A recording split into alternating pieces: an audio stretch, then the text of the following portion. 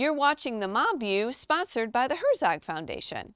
What statement fits how you're feeling right now? Is it life is hard, or is it that life is beautiful? Well, even if you agree with the first statement, that your life is hard, we've got two amazing moms who are joining us today that have devoted their lives to helping and empowering women in different areas: health, relationships, parenting, and finances. So buckle up, moms. Today you're in for a double dose of inspiration and encouragement.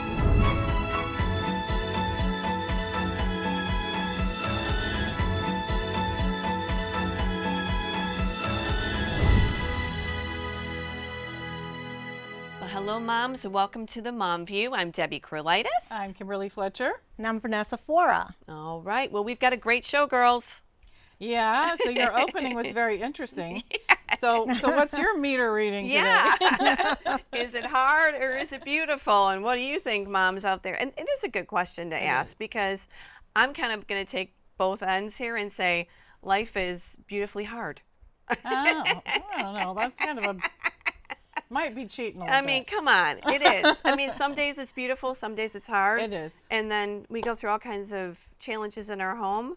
But you're in red, you're in pink, so you both look like you're kind of feeling strong and powerful. I'm feeling strong and powerful. How you feeling? I'm feeling strong and powerful too. Yeah. But I also think that in order for your life to be beautiful or have a happy life, you have to experience the bad, sure do. Yes. and the negative and the hard in order to appreciate the happiness And the just beautiful. because I'm feeling strong and powerful right now doesn't mean that 10 minutes from now I'll be crying in the corner, sobbing because something went wrong. Right.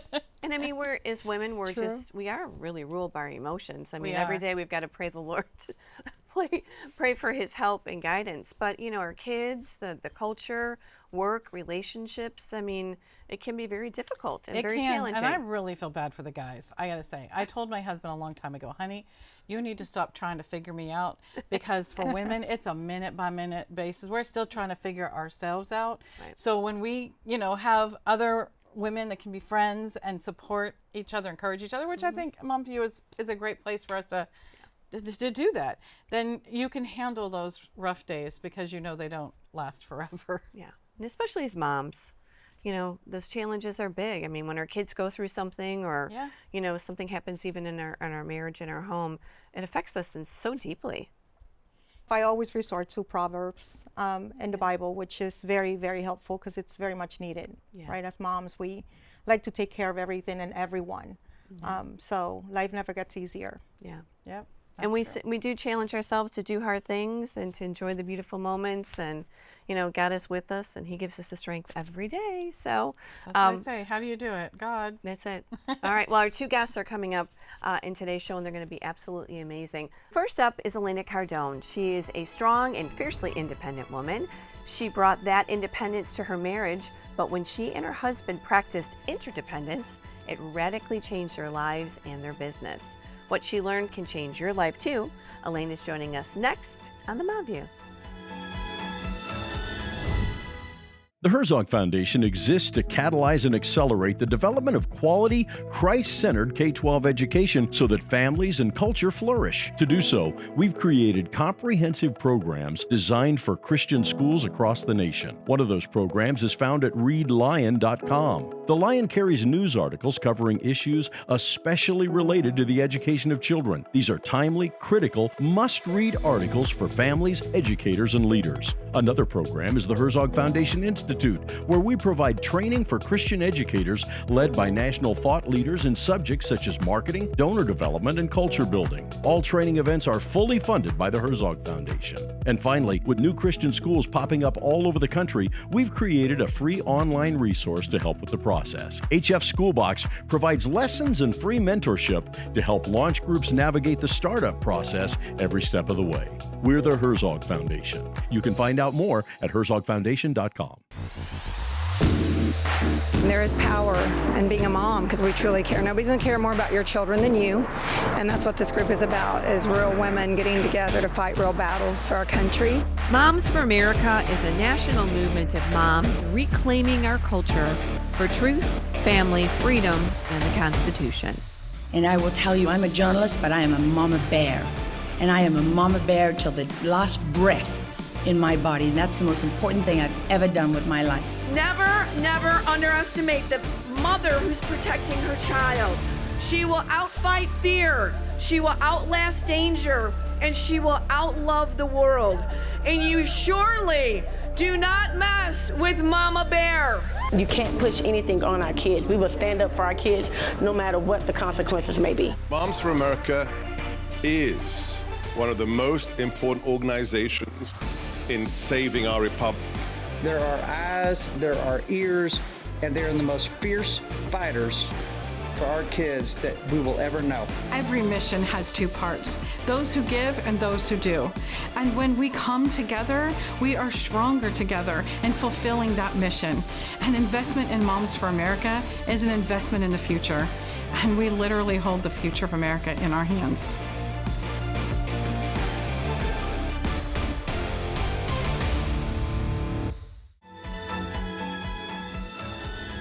Elena Cardone is a wife, mother, public speaker, and a leader of a movement that celebrates and empowers women.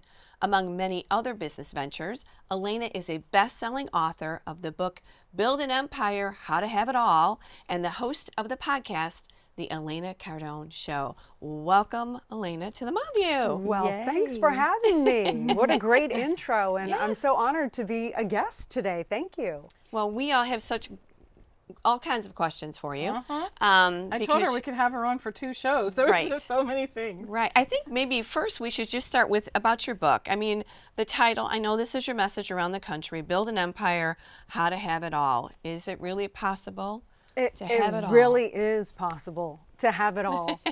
I do think that what most people don't want to hear is, what are you willing to give up in order to get where you want to go? So if you want to build an empire, chances are you might have to be willing to leave your place of comfort in order to move to the table that you want to sit at. And so some people, for that might be whatever, might be eating poorly or hanging out with toxic people or binge watching television when they could be learning a craft or a skill, that whatever they need in order to build their empire. So, but you really can have it all, and you can. There's different levels of the game, as I've learned. You know, I'm about to go to another level myself that I'm learning about. But you can have it all. You know, one of the things I had to learn as I was going to different levels is to give up that having to do everything myself. I was ingrained with that idea, and so, you know, if you're trying to be the accountant of your business and the promoter and the marketer and doing the content and being a mother and a wife, and you're trying to wear every single hat because you don't know how to delegate, then chances are you're going to have a very hard time scaling or achieving where you want to go. So at a certain point, you're going to have to be able to find the one you trust, definitely in a partnership, but in a business as well, find the one you trust that can actually either fulfill your role when you're not there or be even greater at the role than you are. There's certain aspects that I have weakness in, and other people do those roles for me better than I could have ever imagined. There's some roles where are my strengths and sweet spots. I might have to hire 2 or 3 people because they don't equal me in that capacity. You know, in that role, I'm the bomb. And so, you know, I expect everyone else to be the bomb in that role when I'm not there. And then when they don't, I was getting disappointed until one day I had the cognition. I'm like, in this particular role, I might need 4 people to do what I can do in that role.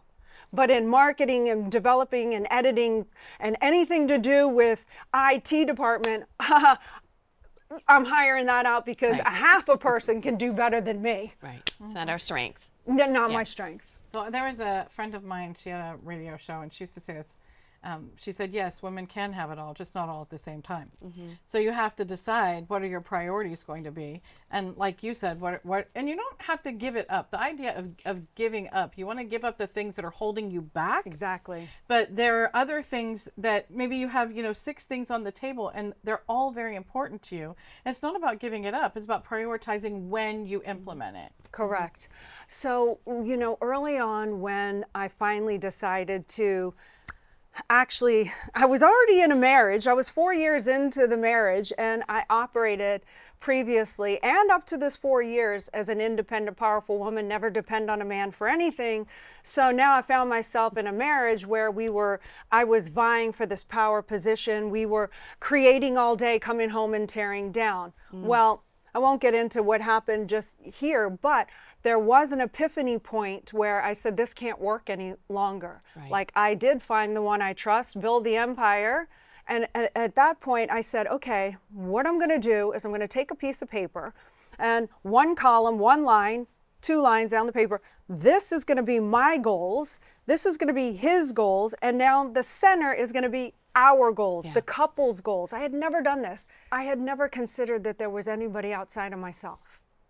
Oh. I was so used. I moved to California when I was 17 years old. My mom both of my parents taught me never to depend on anybody else. So why am I going to think about anybody else's goals or dreams? It was quite eye-opening when, like, you go to write your partner's dreams and you're like, well, what are they? Because this was back then. Now I know where we're going. Right. But when I first discovered this, when I was trying to get on the same page with him and sort out our life so we could actually start making momentum together. So the couple's goals, so talking about prioritizing and not having to give up, I wrote all of my goals and my dreams down, what I thought his were, and where we wanted to be in the middle, and to see where do we agree. When I wrote this, it was so ridiculous, but I wrote to be a power couple, and it was laughable. It was like, oh, we're going to be a power couple. But what does that mean? I wanted to be an example for other people to look at. Not that we were ever going to achieve perfection. I'm not interested in that, even though I do strive for that. I wanted to be an example for other people of stability, that we could do it, that, 2 people can make it in this world. You look at the media, and it's always like the ball and chain or the breakups, and you see it everywhere, and it's promoted, and it's like, oh, the minute something bad happens, you don't need that, leave him. And it's not the same as past generations. It really toughed it out and really knew what it meant to, like, build something incredible. Marriage became a different definition, clearly. What did?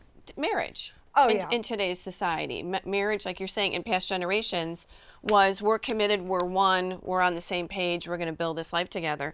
I think now it's become, I've got my checkbook, you've got your checkbook. I've got my dreams, you've got your dreams. I even know people who have their own bedrooms. But before we continue, how did that work out, that you wrote his goals for him? Or was he there? I'm just curious. We each did this, so we got to compare, because he didn't really know what my goals were, because he knew what his goals were.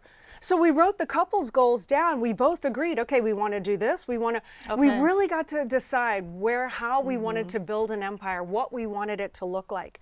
It was not what it looks like today. But the thing that helped me to see what my goals were was, okay, we created such a big picture and vision of what we wanted to build, which actually looks like my life right now. Like, we homeschool our children. We, not that you work for this, but this is a trophy. The plane and the helicopter, those are Super Bowl rings of life. Those are symbols for everything that you did right and everything that you avoided. So you don't go for that. What you go for, and what we went for, is how do we help people achieve financial literacy? That was his big goal. For me, I'm like, how do I empower women, protect children, and restore the family unit on the planet? How do I make that?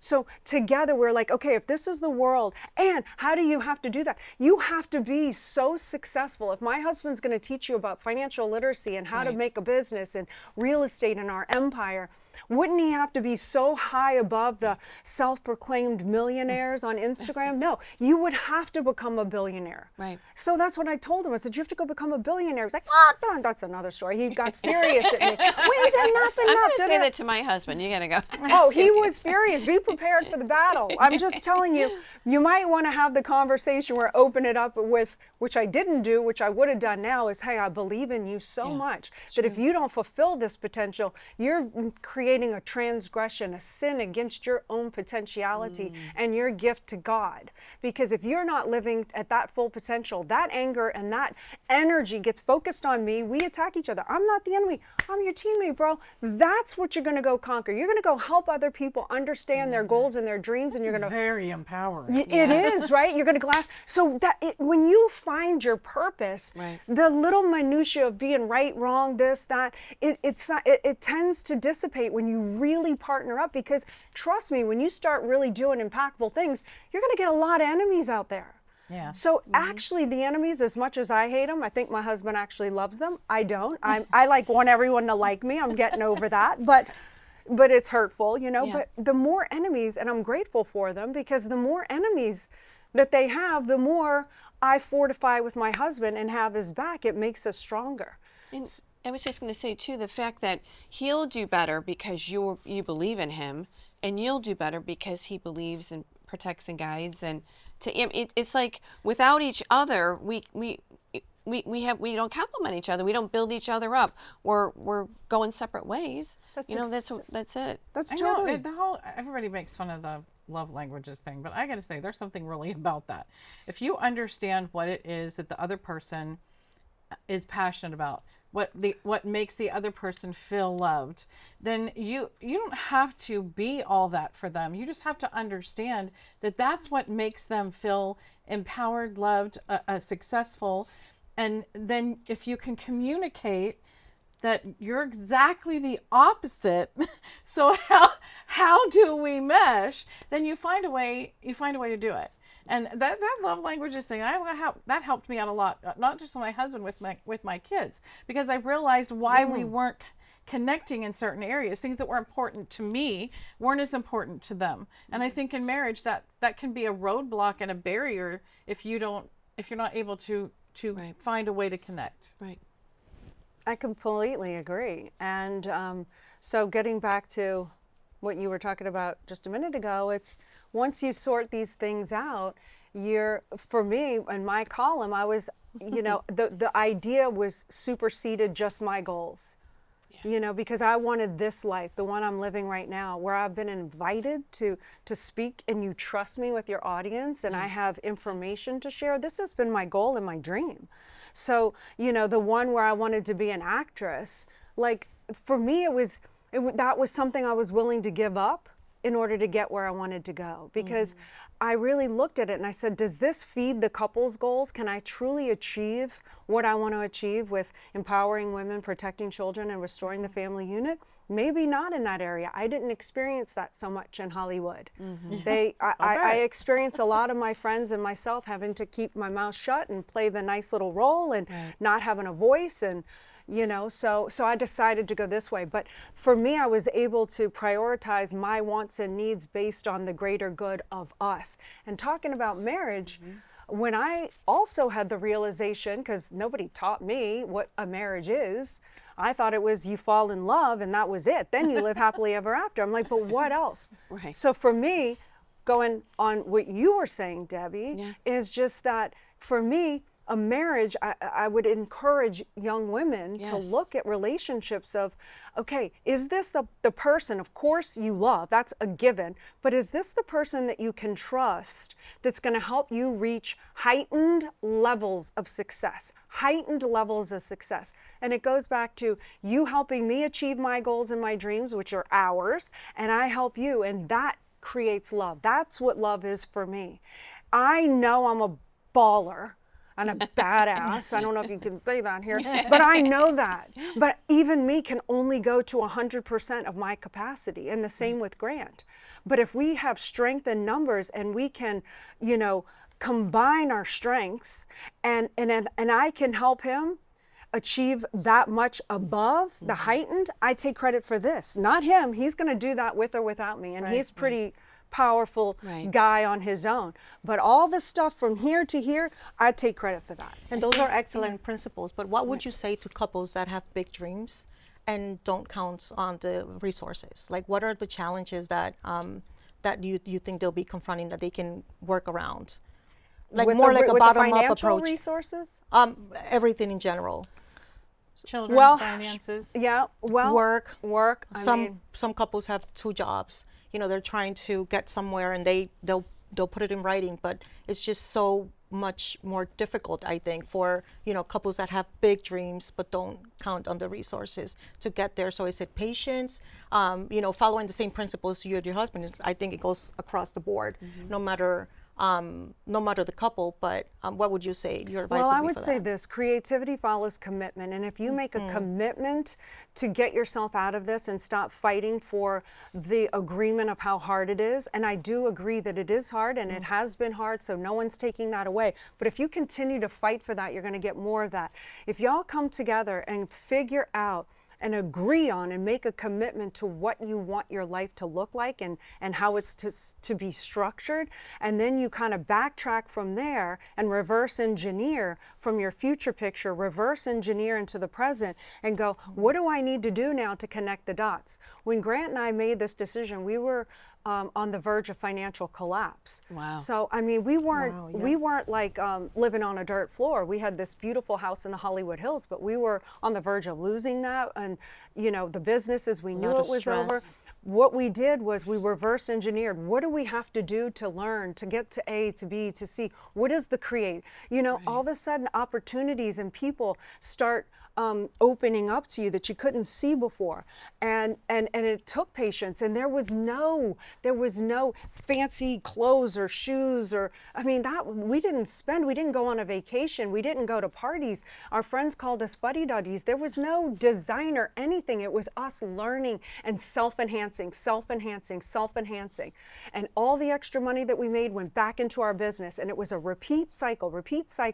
And we were always Baroque because it was going back into us, until one day that us finally paid off and we had a little extra and then a little extra. And then we took that money and then we put it into apartments that was a cash flow. So now we have a second source of income, because most people know how to earn money, most people know how to store money, but most people don't know how to get to the third bucket, which is the most important bucket if you want to create wealth, which is to create an income producing asset. So we paid the price for 10 years so that we can pay any price now, because I never spent any earned income other than self-enhancement for the job or for the business. Okay. That's never clothes, vacations. Most people get a little money, that's the first thing they do. We never did that. I mean, I could tell you stories.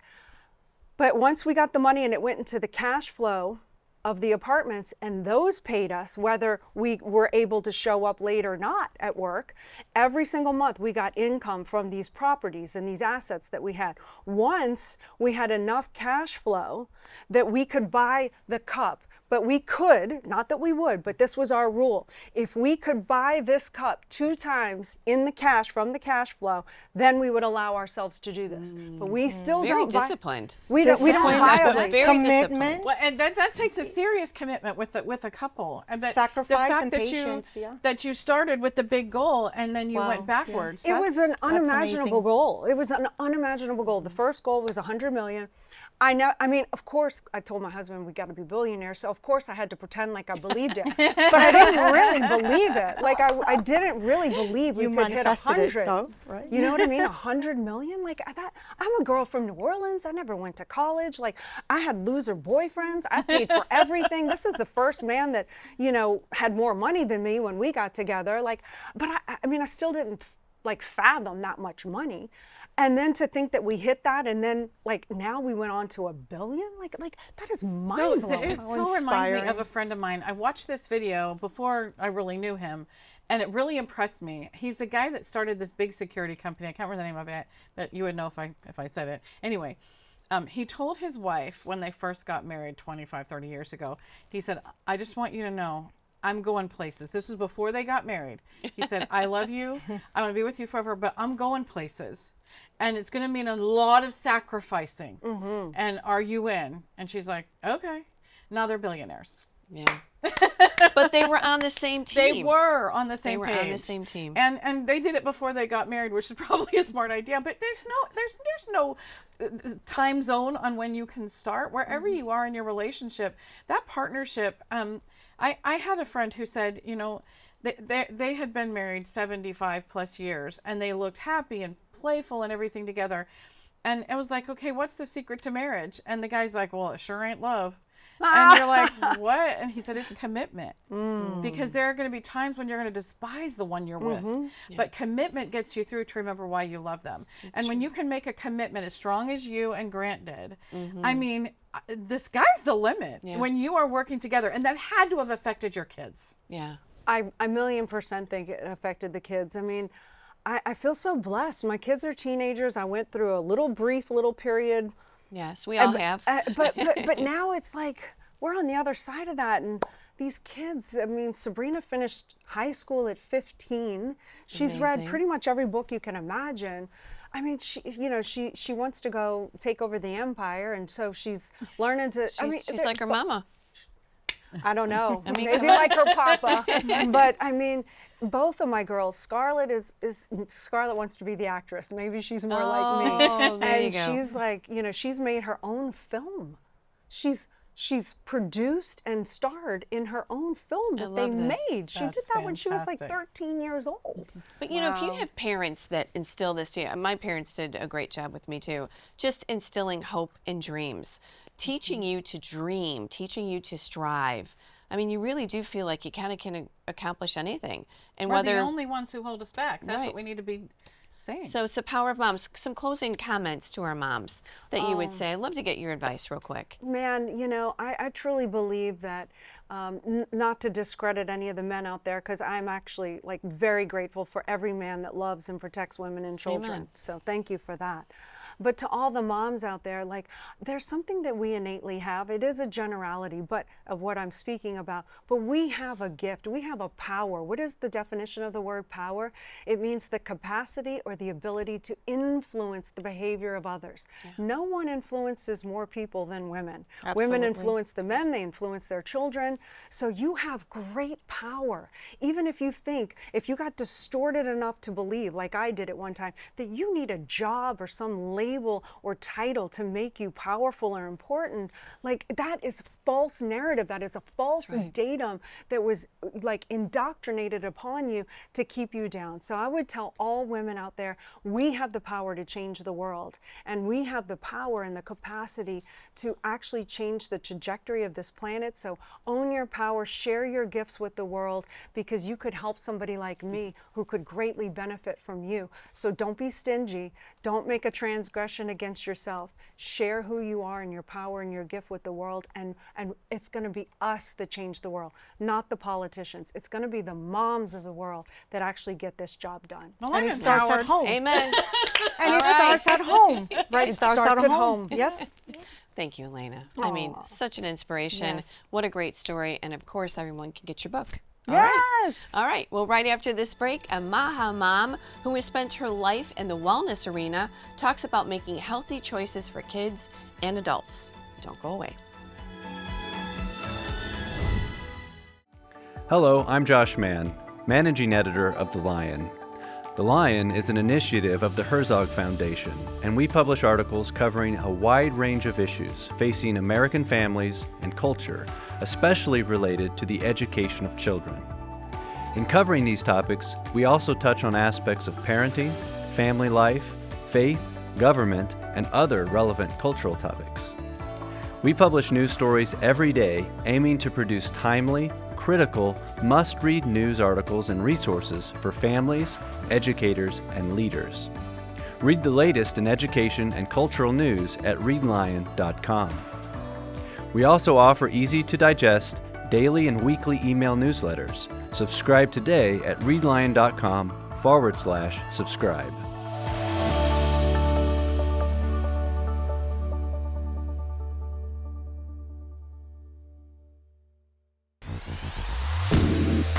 There is power in being a mom because we truly care. Nobody's going to care more about your children than you.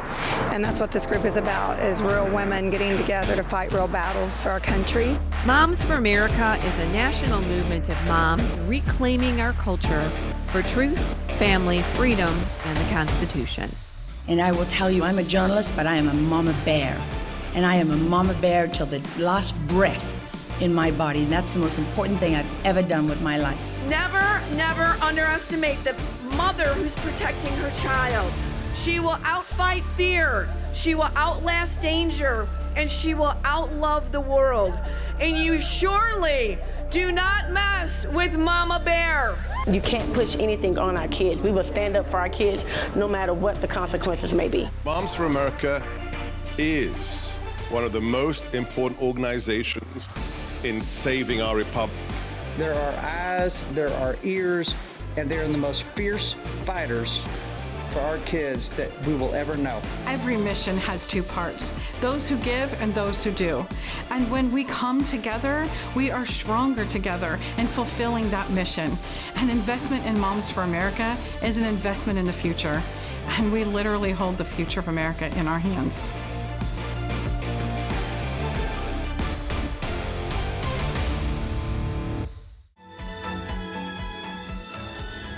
Our next guest says that the Trump administration is doing more to improve the health of women and families than the previous administrations. Susan Malzoni is a certified naturopath and a businesswoman who is driven by her passion to help others live their healthiest lives.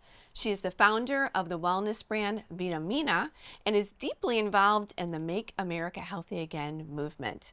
Welcome, Susan, to the Love You set here. Thank you so much for having me. Yeah, we're so glad to have you, and we're so excited because moms, right? We all love to get healthy and have our best life ever. Right. One of the things I thought was great to hear about you is that you were born with wellness in your DNA. Yes, You've got to explain that to us. So my mother was a nutritionist, and she really ingrained a really deep sense of wellness in all of our family. I used to wake up every morning and, had a fresh juice, that she juiced. I'd come home from school and had a huge tablespoon of cod liver oil. She really took it seriously. Like, I would take a lunch to school made out of like sprouted bread and carrot sticks. There was no processed food in our house at all. She was aware of things that most people are only aware of now. Way back then, 50 years ago.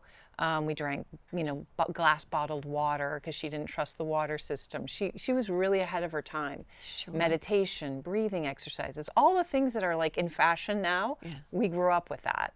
So I attribute all of my interest in, from my mother. And she had 5 kids, so she had to keep everyone healthy. And she didn't believe in a lot of conventional medicine. If we needed it, of course, she would give it to us. But we really lived a holistic lifestyle way back then, without even knowing. There was no labels. It wasn't like, she was, living an alternative life. It was the way we grew up. It was. Well, and if you grow up with it, then it just seems normal. It was natural for us. Yeah, natural. You just can carry it on. Right. So when you introduced it into your family, did you have any pushback? Oh, absolutely not. My kids are actually healthier than me, believe it or not. Oh, wow. They don't drink any alcohol. They don't, they never went through that whole party phase. They really, everything they think about, like, oh, wow, where did that come from? Or, should I be doing this? How is that going to affect my thinking? And the reason they don't drink alcohol is they said they really want to be aware at all times of their, their surroundings. They don't want to have, anything altering their sense of awareness. But they think about that not only in alcohol, but like seed oils and sugars and refined, everything, carbohydrates. They're just really aware. I think that's this generation, isn't it? It Because is. my daughter's the same. Yeah, she wants to investigate all of the ingredients and find out what's healthy and what's so not. wonderful. Yucca, the Yucca app. The Yucca app, yes, Yucca, yes. The secretary's Bobby's been a friend of mine for years. I've known him since California. And we've shared same passions, for health and wellness. We had many hikes and walks and talks about how, this country should be run, from a perspective of health. Yeah. And we've been on the same page on that. So I was so excited to, that he was able to be named, director, the Secretary of Health and Human Services, because he is driven to make change in this country, truly, for the health of young people and parents, and just educating them. And he's put real food as a priority in this country. He's going to make significant changes in the food system. Hopefully our public school food is improved this year. He's trying to get synthetic dyes out of all the food. Yes, Target, I don't know if you amazing. just saw that, but Target just announced that they've removed all synthetic dyes from their cereal. I mean, that's a big win. Huge. And that's all under his, because of his influence. So. He's done so much great work. I know, he really has. We're so excited, and he has so much more he's going to do. And even Secretary Rollins now is saying, Susan, right, that there's not working ovens in some of the schools, or most of the schools, kitchens. or ovens. Kitchens are being phased out. But they have plenty of microwaves, I'm sure. Yes, they do. Unfortunately, it comes most places. I shouldn't say most. I don't know the numbers. I don't want to give it incorrect stats, but they do come processed and packed in plastic, and then they get warmed up at school in a microwave. So it's not even like nothing is being made fresh. There's no fresh fruit, vegetables in a lot of places, not all over, but just like food deserts around the United States. There's urban centers in our country that have no access to fresh food and vegetables. They just don't get it delivered.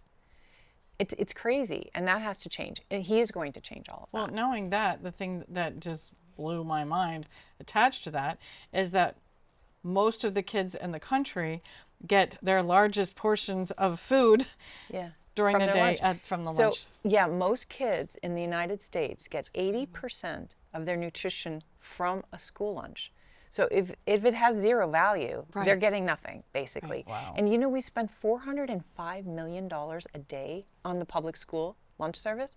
$405 million a day. And whose dumb idea was it to put the vending machines with the soda and garbage into the schools? Yeah, that needs to change. That had to have been the companies that wanted to sell more. Definitely. What are some of the things that you're hoping to change with this administration? They're doing a great job, obviously. Yeah, We've they are. had a year of this now. Right. He's done a lot in 1 year. He really has surprisingly done more than I thought he could, because, big food, big ag, and big pharma have a lot of power in this country.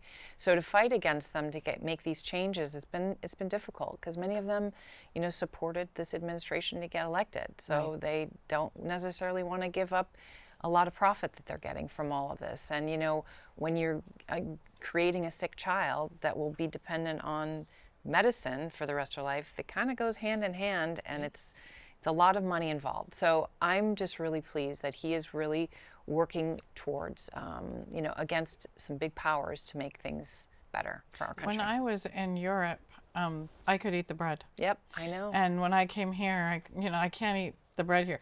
What is the food like in South America? Is it better, more quality than it is here, like it is in Europe? Definitely more organic, yes, right? Definitely more available, less expensive. I mean, fruits and vegetables are, everywhere there. You can go to markets outside on the street. It's everywhere. And it grows in your garden. And they taste like better. what they are. Like you can eat a tomato and taste the tomato. Right. In the United States, I mean, sometimes you can't even taste Right. what tomato but tastes they like. put It's very they watery. put the fake vines on and spray it with something that smells like a fresh I tomato. know, it's and true. then they think They pick the so tomatoes sad. 4 weeks in advance or something Well, ridiculous. you have to put it into perspective. This country is massive. So if it's all grown in California, it has to be shipped across the entire United States to get to your local grocery store. That's a long period of time. And it's kept in cold, refrigerated warehouses. There's a long process to our food cycle here. And it's unfortunate because we don't get fresh food. I tell everyone, find your local farmers, find your local farmers market, and go there, buy that. What Or about you can gardening yourself? Or gardening yourself. If you live in a place, you can do that. Not, you can't really do that here in wintertime. But our ancestors used to do that. They'd pickle things. They'd put it in jars. We should get back to the basics. And I think that's what Secretary Kennedy is really pushing: is get back to the basics, eat real food, none of this processed stuff. So that's the goal. That's really the goal. Vitamins, nutrition. Yeah. Another thing we want to talk with you about. So food, so important. And if we can eat real food, that is really the whole process. The whole processed food we know is bad now. Thankfully, we've had much more education on it. But vitamins and nutrition now, that's something that a lot of people are really talking a lot about. They are. More. Well, they're concerned because there's this chronic, there's an epidemic of chronic illness in this country, and no one can explain why. We all can estimate, assume it has to do with the food system. Our soil, unfortunately, is really depleted. We are putting a lot of pesticides and herbicides in our soil, and our food does not have the nutritional value it did, 50 years ago. Right. So that's why I say try to buy from local organic farms. But people are really conscientious of it now. So even young kids, we were just talking about that, they're like reading ingredient lists. Where did this come from? My son, we go to a restaurant and he'll say, is the salmon, is it wild caught or is it farm raised? People think we're nuts. And I'm like, well, I'm so sorry. true though. It's true because, farm raised salmon is horrible. But going back to your point about the vitamins, this is why everyone's taking vitamins now. It's because we're not getting enough nutritional value from our food, unfortunately. Oh, this new vitamin that you're coming up with is, I think, a miracle in and of itself. My son cannot take pills. I know a lot of people can't. Yeah. So you have this new spray. We have a spray. I have a partnership with a great company that has this really unique patent on the delivery system. It's a nanotechnology. We're launching first the NAD+, the NAD+, which is something that every organ in your body uses to convert to energy. So your mitochondria needs NAD to make energy. So it's beneficial for your heart, for your brain, from every organ. So we're going to launch that first. Actually, we're going to do that in the next couple weeks. So hopefully I'll send you guys all some samples of it, but I'm really looking forward to it because sprays can be, used by children, older people. Only 33% of the population can swallow pills, which is it's crazy. Wow. Larger pills. Right. Or they have to be crushed up. But so this is like a solution that'll work for a lot of people, older people, younger people, and people who just don't like to swallow pills. Well, this obviously is catching on because you have this big conference you just did. Yes. And you have 2,000 people that signed up, and you had to cut it off because you're going to. So this is obviously resonating. People want to People want hope. They want their children to be healthy. They want to grow old gracefully if they can and healthy. Right. Well, they want to take back control of their own health. Right. And right now, and how it has been for the past couple decades, is that they've been taught a narrative. They've been normalized that eating food from a plastic container like a Lunchable is normal, and that's got some value. Now people are realizing that's not working. We're all not feeling well. Let's try to move towards what we used to do that worked. So the National Conference for Women's Health, amazing. It was the first time the government has actually put on a conference that only focused on women's health. Nice. So I'm very proud of that. It was an amazing, and that was done by Secretary Kennedy. So I hope we get rid of all these plastics. Yeah. Oh, I mean, it's really incredible the amount of plastics that we are going to all have a credit card of plastic in our system every. It's crazy. Yeah, microplastics. Chemicals. It's a real problem. It's in our food source. It's in fish because they're in the water, which is laden in plastic. And one of the main things that Bobby Kennedy has been fighting for his whole life has been clean water. And now that people are getting better, more informed, they are becoming more skeptical. Right. I like to bring up the vaccines. Right. Your mother didn't like vaccines back then when people weren't skeptical about them. Exactly. Can you tell us a little bit about that? Sure. My mother was a big believer in our immune system. She thought that everyone, God gave us an immune system for a reason. So why tamper with it? Unless you have some real illness that you maybe are compromised, your immune system doesn't work well, if you are a healthy individual, she thought that you shouldn't be vaccinated because she said, why are we introducing that into our system when we have the ability to fight that off ourselves? So I was never vaccinated as a child. And then when I moved to South America, when I was in my early 20s, and I got pregnant, and the doctors were asking me questions, I said, I was never vaccinated. They were like, what? Not even as an infant? No, I was never I never had a vaccine ever. And so they said, wow, well, you're pregnant now. There's all these diseases here. I was living in Venezuela. You have to be very careful if you get smallpox. Scared me terribly. Sure they do. So I went the cholera. There's no vaccine for that. I did get cholera once. Oh, no. Yeah, and I got dengue too. No But way. I'm fine. Look, I'm still fine. I lived to talk about it. The immune system kicked in. But I had my titers tested like you do for a dog. You know, I had my titers tested. I had immunity to everything, even though I'd never been Wow. vaccinated. So it means I was exposed to things, but my immune system was able to fight it Worked off, like it which is my mom's whole, philosophy. So that's why I am skeptical about the whole over-vaccination. And I'm not saying I'm an anti-vaxxer in any way. I feel every parent, every mother or parents should be able to make that decision. Absolutely. At the moment and over time. So they shouldn't feel pressured by their pediatrician. Right. The pediatrician should educate them. Here are the options. These are the risks. No one gives you the risks of vaccines. They scare you. They say you need to do this, this, and this. Here's your schedule. Here's your schedule. I can only imagine you were in California during COVID. Yes, How she did you deal with that? It was very tricky. I was a little rebellious, to say the least. My boys and I. It must have been so annoying we and frustrating. were actually, it was probably the nicest time in my life was during COVID because I was able to spend time with my family. Right. We didn't have anything to do, and in Right. California, you couldn't do anything. So, I was we in did Chicago, same thing, Oh, same exactly, lockdown. same thing. Yeah. So I did get to be a great tactical shooter because the shooting ranges were open, and we hired actually a trainer who taught us how to shoot, which was great. Oh, that's fun. But we were very rebellious, and I followed the Constitution.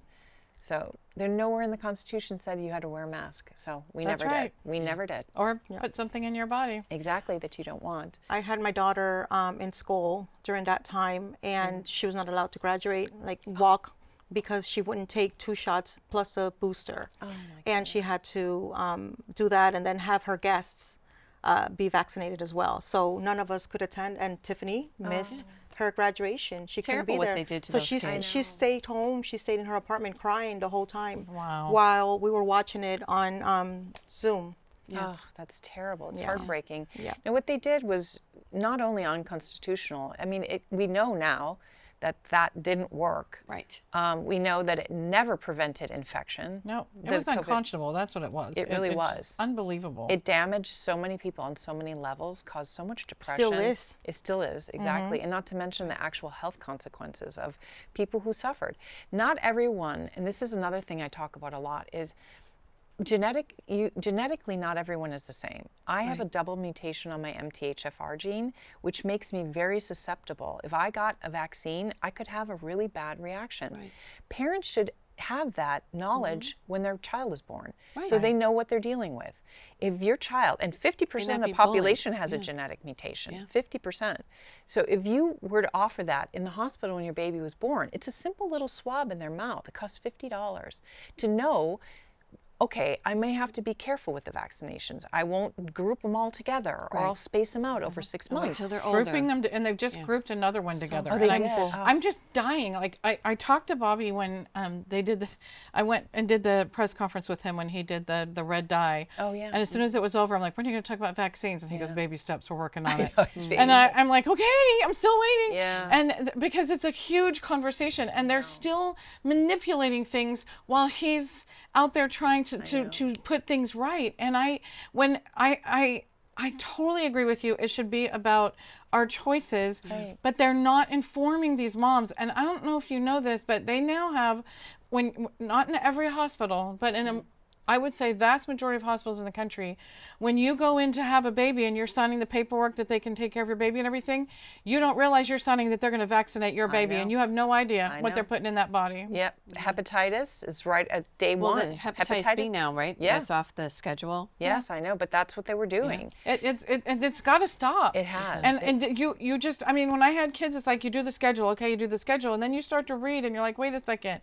And I had a very experienced and well studied doctor who said it was when they started combining things that the measles vaccine wasn't the problem until they put it with measles, mumps, and rubella and added all those other things into it. And now they do DTP, and now they're like putting all 6 of them together. I'm like, stop already. Well, you know why they're doing that. You would never be able to do all the vaccines individually. Parents they'd have vaccine fatigue. Yeah. Because when we were young, I mean, I didn't get vaccinated, but probably you guys got maybe 6, 8, 10. Your whole life. 10, your whole life.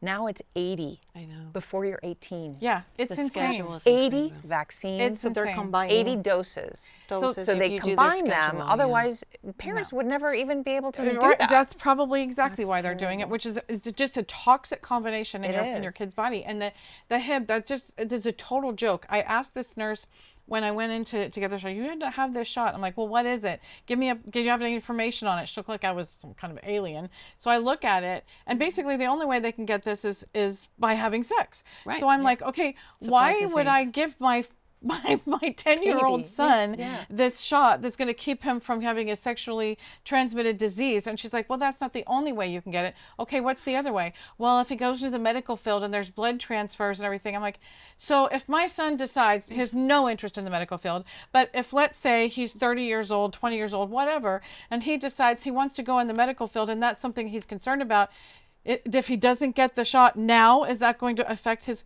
career? No, you can have it anytime. Then why am I going to put this in my son's body? They don't tell parents that. I know. There's no consent. I need Bobby to stand up and shout from the hilltops while he He's can. trying. Yeah. He's trying. Well, it's he's doing a very great job. He got delicate. that. It is. It's tough. It's a very Unfortunately- tough conversation. Yeah, the And government is tough. We should say this too, that we so appreciate his investigation Absolutely. into autism too. Yes, so yes, we yeah. had one of our moms there when he was speaking with President Trump and Dr. Oz, Yeah. along with Secretary Kennedy. I think they're doing great work, and we need to revamp it all. Thank you for what you're doing. Of Thank you for course, speaking all of across the course. country Oh, no, I'm so on making happy to. America healthy again, because we need healthy moms, healthy dads, and healthy kids. Yeah, if we don't have Healthy that, Americans. Yeah, healthy Americans. If we don't have healthy kids, what do we have That's to look right. forward to? That's right. Honestly, we Well, need. just thank God for Bobby being up there. Yes, That's all I gotta say. exactly. And thank you, Susan, No, for joining thank you us for on the having Mom me. View. All right, Appreciate it. we will be right back after this break. It's hard work being a mom today. So it is very important to have an organization that really cares about moms. The role of parent is the most powerful position in the world because we've been entrusted with the souls of our future leaders.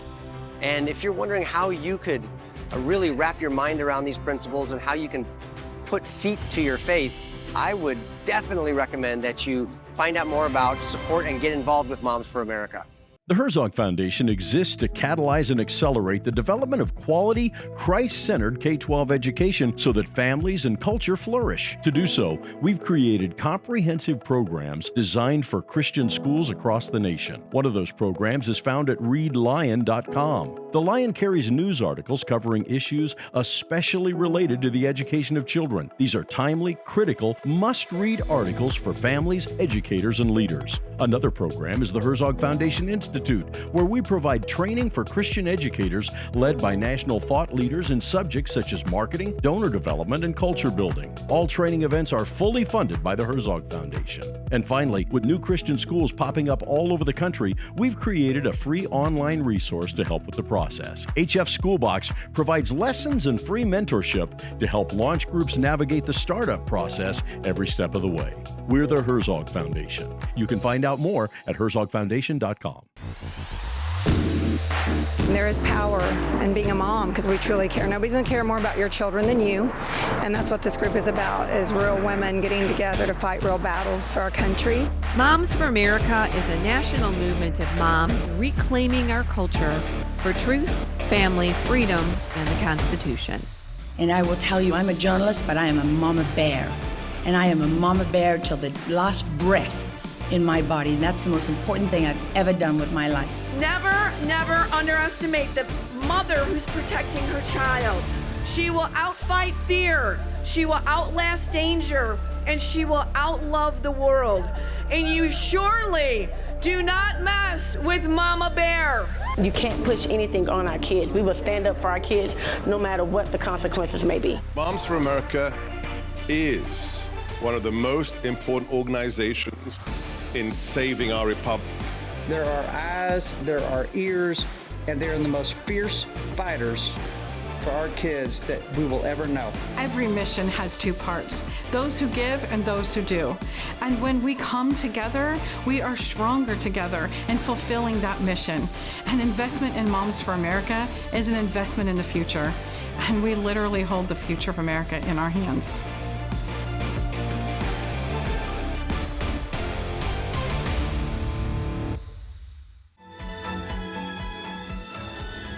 All right, well, ladies, I mean, we had two powerful women on that show here today. Health, wellness, finance, marriage, and family. I think we covered it. Very did. inspiring too. Very inspiring. Yeah. Elena, I mean, back to Elena, I mean, she was really a powerhouse with really, you can have it all, just you'll have it all when you can have it all, and set your goals and work with your partner and your mate. And That get was your, fantastic. I love the middle line. Hers, his, and then what's in the here middle. we're going to go together. I'm gonna do that. I mean, my husband and I've been married 41 years now, and I think we've come to a pretty good place. But right now, it's kind of all about me. You know, he's traveling with me and with Moms from America and the different things that we're doing, which I so appreciate. Yes. But I'm like, what does he want to do? I don't even know. I'm going to do that. Yeah, Derek, what are your goals? He may Honey? What surprise are my you. goals? How do You we never get know. there? And I think too, those seasons change, They right? do. So now we're in a different season because our kids are older. You've got grandbabies. I don't have grandbabies yet, but when they come, then I may want to be home more. Or, you know, things That's change. been a Kids get challenge. married, the house. Where are your kids? Your kids are you still have some in high school, right? One in Yes, high I school? have one in high school right now, 17-year-old. Almost out. No, empty nester. What are you going to do? I know. It's marriage has been very good so far. I always tell people that, especially young women, it gets better every year.